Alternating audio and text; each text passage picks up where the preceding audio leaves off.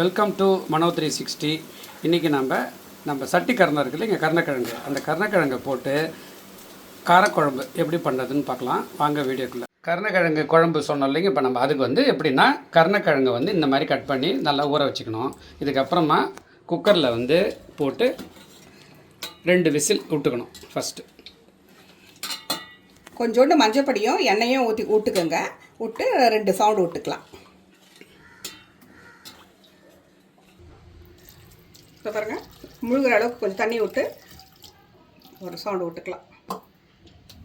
2 sound விட்டுக்கலாம். கருணக்கிழங்கு இப்படி ஊற்றி மஞ்சப்பொடி போட்டு ஒரு சொட்டு எண்ணெய் விட்டு மூடி 2 சவுண்டு விட்டுக்கோங்க.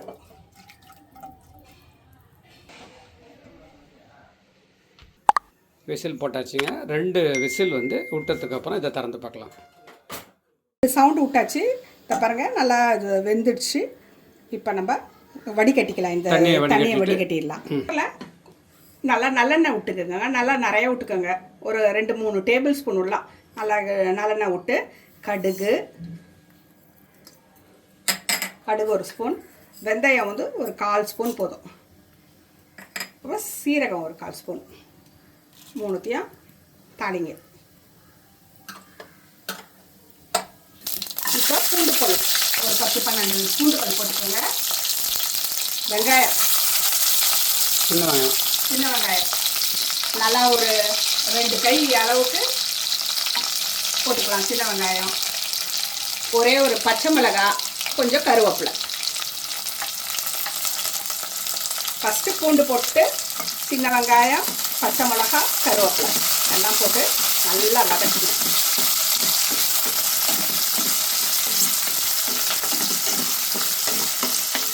அந்த வேக வச்ச கருணக்கிழங்கையும் இதெல்லாம் போட்டுக்கலாங்க.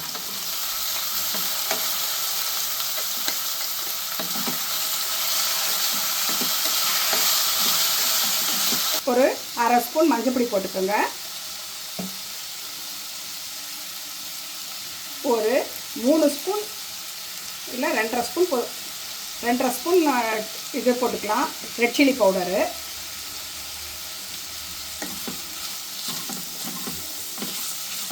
ஸ்பூன் தனியா பவுடர் போட்டுக்கலாம்.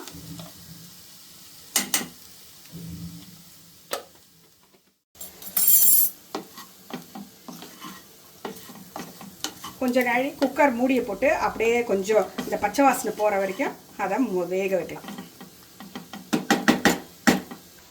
இப்போ கொஞ்சம் உப்பு போட்டுக்கலாம். அதுக்கு தேவையான அளவு உப்பை இப்போ போட்டுக்கலாம்.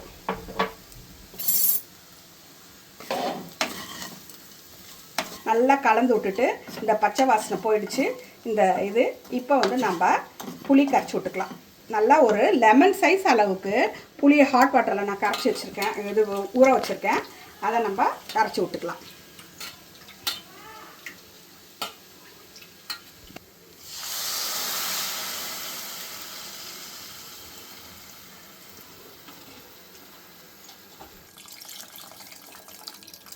இப்போ நம்ம மூடி ஒரு விசில் விட்டுக்கலாங்க.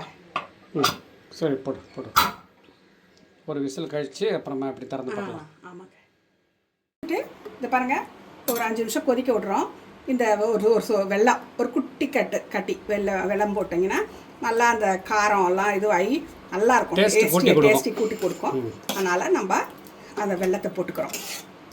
வெல்லத்தை போட்டு ஒரு 5 நிமிஷம் கொதிச்சோடனே நம்ம கொத்தமல்லி போட்டு இறக்க வேண்டியதுதான். டேஸ்டியான கருணைக்கிழங்கு குழம்பு ரெடி. எப்படி இருக்குது பாருங்கள். நல்லா தகன்னு சூப்பராக நல்லா டேஸ்டியாக இருக்கும். நீங்களும் செஞ்சு பாருங்கள். போட்டுக்கலாம். நல்லா போட்டுக்கிறேன்.